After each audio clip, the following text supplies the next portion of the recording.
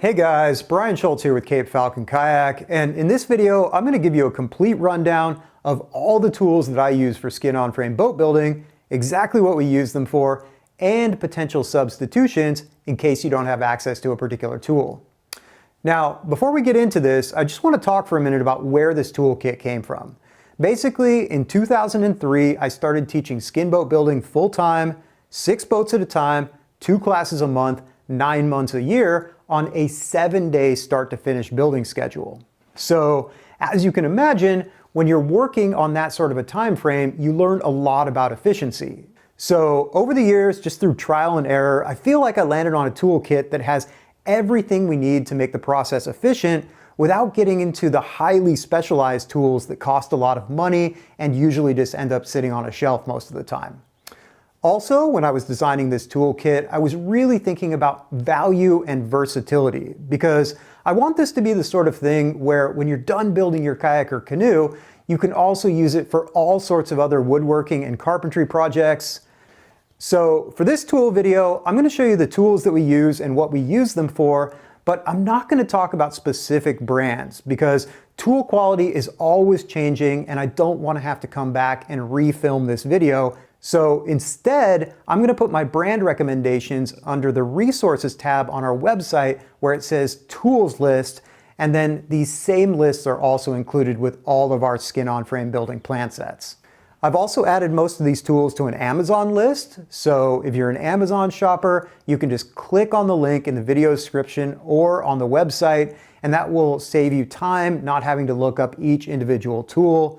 And we get an extremely small kickback from each purchase, which helps to support these videos.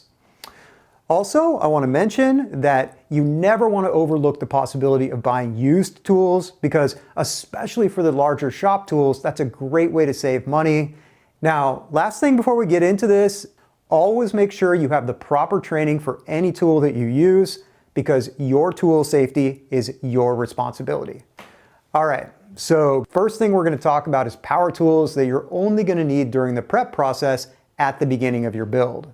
So for these particular tools, if you don't have them and you don't feel like investing in them, you can still build one of our boats as long as you can borrow or rent access to these tools, or another option is to pay a professional woodworker to do the prep work for you. So first up here is a thickness planer, and we use this to turn thicker boards into thinner boards. And if you have a monster shop machine like we do, that's great, but for most people, this is going to be a portable planer, commonly called a lunchbox planer. Now, if you don't have access to one of these and you don't feel like buying one, you can technically do this work with a handheld planer as well by ripping the pieces on your table saw first and then planing them on a long flat surface. It's definitely going to take longer and it's not going to be quite as accurate, but it's totally fine for the type of work that we're doing. Next up is a table saw, and we're going to use this for making any long cuts, which could be keel, stringers, gunnels, ribs, etc. And my advice when you're looking for a table saw is to always buy the most powerful one you can afford. And for this kind of work, you really want something that's capable of cutting 1.5 inch thick hardwood without bogging down the motor. So right away, that's going to exclude the smaller tabletop table saws, which usually cost between $200 and $300, although a medium-sized job site saw that costs around $600 is probably going to work just fine as long as you're using a thin kerf ripping blade. Now, next step up from that is going to be a stationary craft saw. For example, a few years ago, I picked up a used 1980s Powermatic craft saw for $500, and it works great for most of the work that I do. Now, sometimes people ask me if they could just use a circular saw to do this work, and the answer is technically yes, as long as you're not trying to cut the ribs with it, but you're going to spend so much time setting up a workstation where you can make those kind of cuts accurately that unless you have no other choice, it's probably just better to find somebody with a table saw and see if you can borrow theirs for the prep work. Now, before we move on here, I also want to talk for a moment about table saw blades. The first blade that I commonly use is a 24-tooth thin kerf ripping blade. And I'm using this primarily because it gives me the most cutting power on an underpowered saw, and it's not too expensive. Now, the other blade that I use a lot is a Makita 24 tooth, thin kerf, 7¼ inch circular saw blade. And even though I sometimes use this for cutting up the longitudinal pieces, primarily what I'm using it for is slicing up the bending oak ribs, because good bending oak is extremely precious, and if you use this type of blade as opposed to a normal table saw blade, you're going to get an extra rib for every 4 ribs you cut. Now, keep in mind, if you're using this blade on your table saw, you're doing it at your own risk because it's not specifically designed for a table saw. And also, you may need to add another washer to the end of your arbor because sometimes the threads aren't machined far enough down to grab the blade with your normal arbor nut. All right, so next major power tool is a miter saw, which we're going to use for different cross-cutting tasks. And in my opinion, if you're going to invest in a miter saw at all, you're going to get the best value out of a 10-inch sliding miter saw from a quality manufacturer. Unfortunately, that's going to set you back about $500. So this is one of those cases where a circular saw actually does make a pretty good substitute. And my personal favorite circular saw is always going to be a 6.5-inch cordless saw because it's really lightweight and it's really versatile, and you can usually pick them up for about $100. So next power tool that we use a lot is a plunge router, and we use this to cut the mortises for the ribs and occasionally the mortises for the deck beams on the kayaks. So if you want to be able to cut both big and small mortises or use any bit that has a 1/2-inch shank, you're going to need a full-size plunge router. But if you're only going to be cutting 1/4-inch rib mortises, for example, maybe you're making a canoe or you're making a kayak, but you're planning to use the drill method for the deck beam mortises instead of the router method, in that case, you can actually get away with a smaller trim router. Okay, so that's pretty much everything that you would use during the prep process. Now let's move on to power tools that you're going to want to have with you during the build.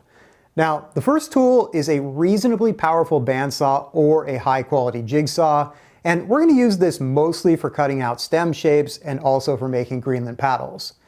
Starting out with the bandsaw, basically you need something that's powerful enough to cut straight through 3.5-inch tall softwood or 2.5-inch tall hardwood. And I'm actually really struggling right now to find an affordable consumer grade saw that can do that kind of work. So if you have a recommendation, please let me know in the comments. Personally, if I was going to go out to look for a bandsaw right now, I would probably go on Craigslist and try to find a 14-inch Delta made before 1980 with a 1 horsepower motor or stronger.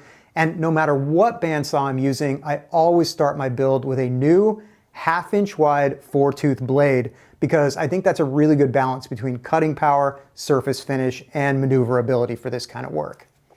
Now, if you don't feel like investing in a bandsaw, you can do a lot of these same tasks with a jigsaw, but it does need to be a high quality jigsaw. So just to give you a quick example, this is a Bosch barrel grip jigsaw, and I'll make sure to list the specific blade that I like in the plans. If you've never used a barrel grip jigsaw, this is a lot more comfortable and a lot more controllable than a handle grip. Also, if you're new to higher end jigsaws, I just want to point out that this lever right here is an orbital function that kicks the blade forward with each stroke, which allows the tool to cut much easier. Now, the downside to a jigsaw, even if it's a good one, is that it's never going to make a perfectly straight cut, so you're usually going to have to clean up any mating surfaces with a chisel or a file. And also, you can't use this to make really thick cuts in hardwood like we do for the Masik on the Greenland kayaks, or to cut the blade tapers on the Greenland paddle, although there are other options for that. Now, next power tool is a handheld power planer, and this is my workhorse for carving Greenland paddles, doing miscellaneous smoothing tasks, and in a pinch, it can also do the job of a thickness planer.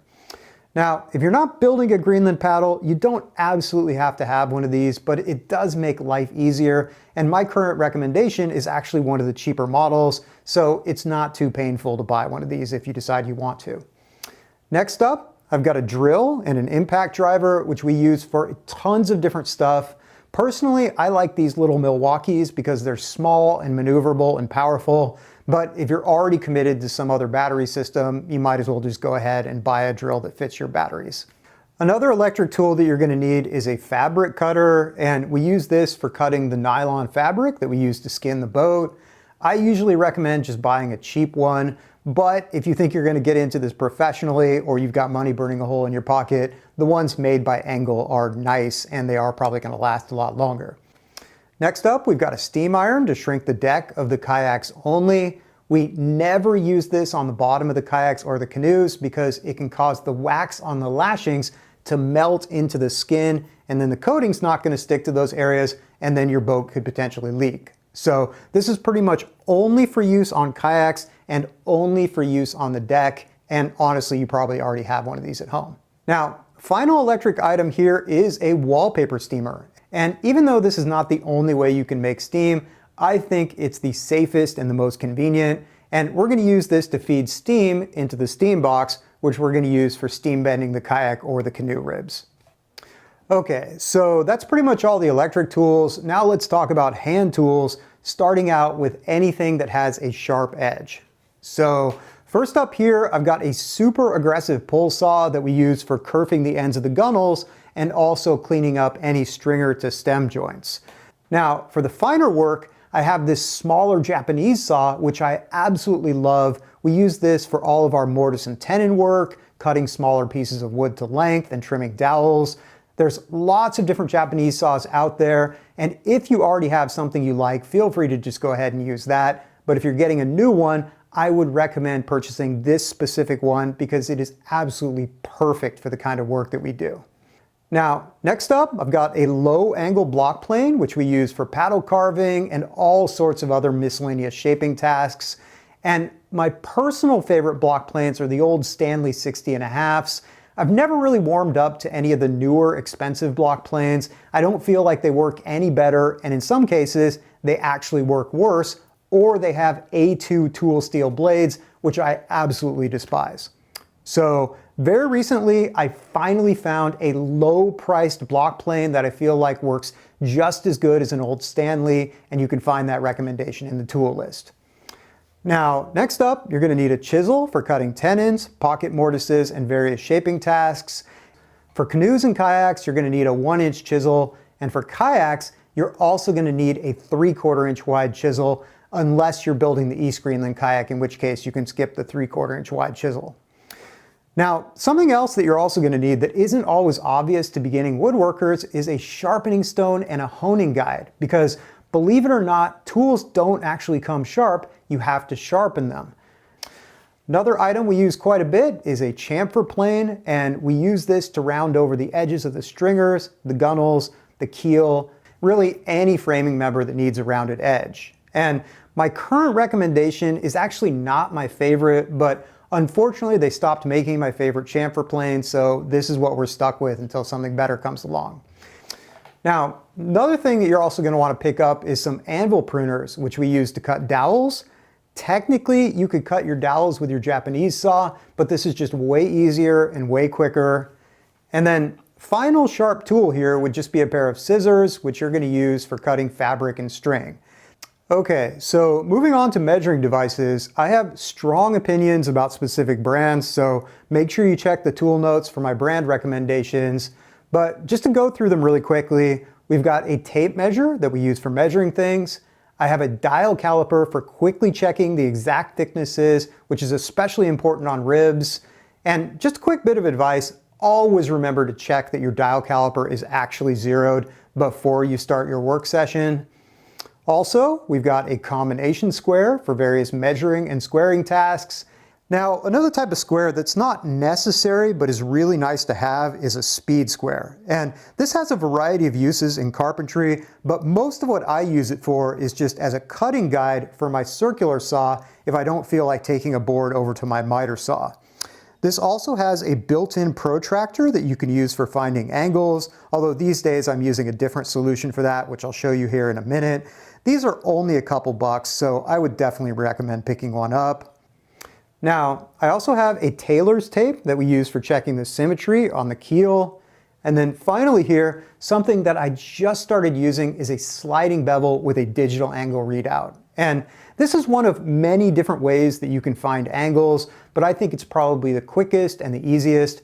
This is super useful for finding stem angles, checking stem layout, and also for doing the layout on various building jigs and building forms. Now, if you're going to be measuring, you're probably also going to be marking. So we've got some pencils and a manual pencil sharpener, which we actually use mostly just for rounding the ends of dowels.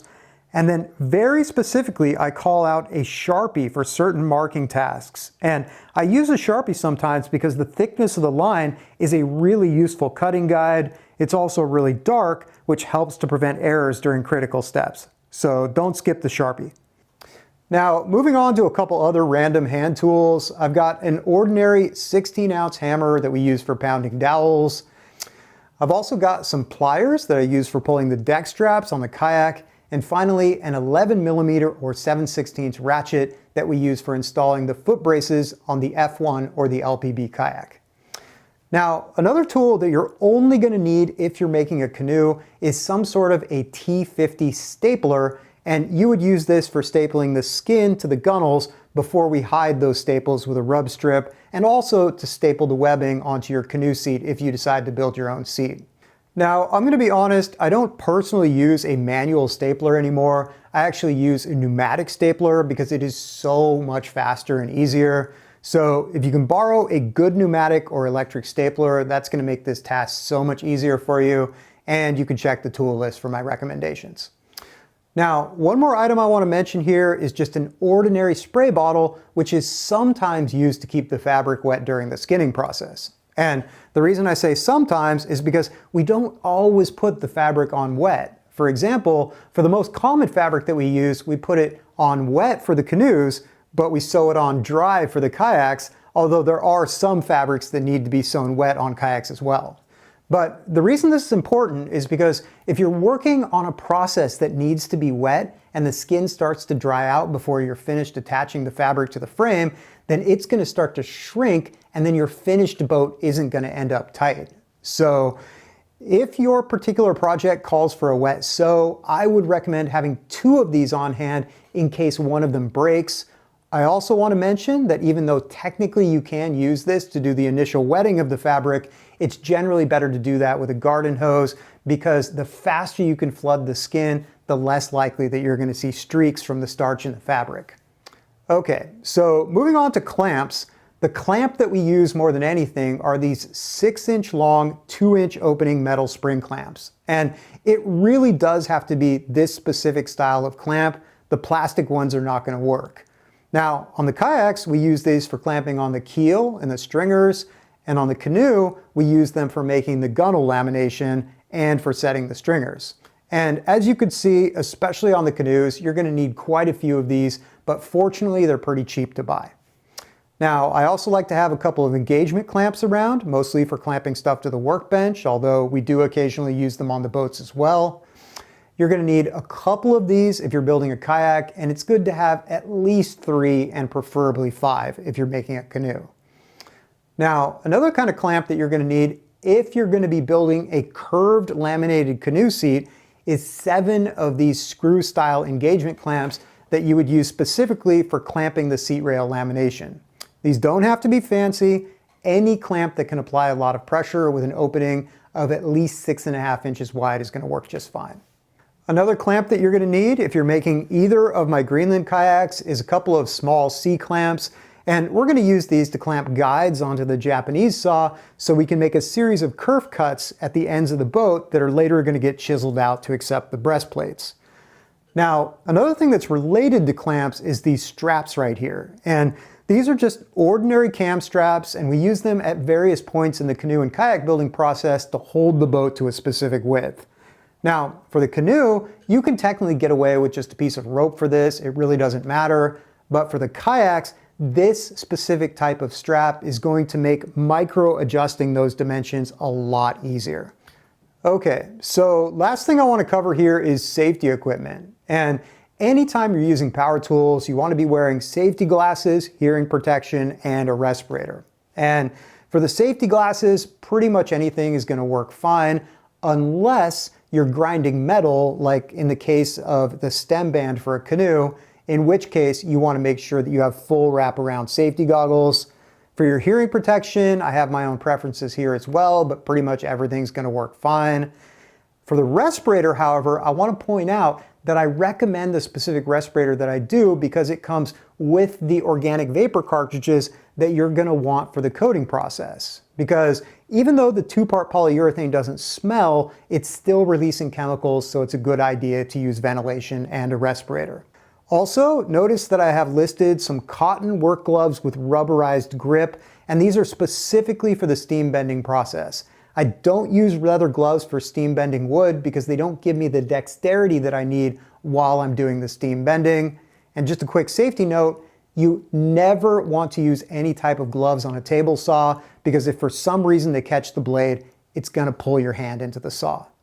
Okay, so I think that's pretty much it for our skin-on-frame tool overview. I'm sure there's at least 1 or 2 things I forgot, but if that's the case, I'll just put it in the tool list, which once again you can find on our website and in our skin-on-frame boat building plans.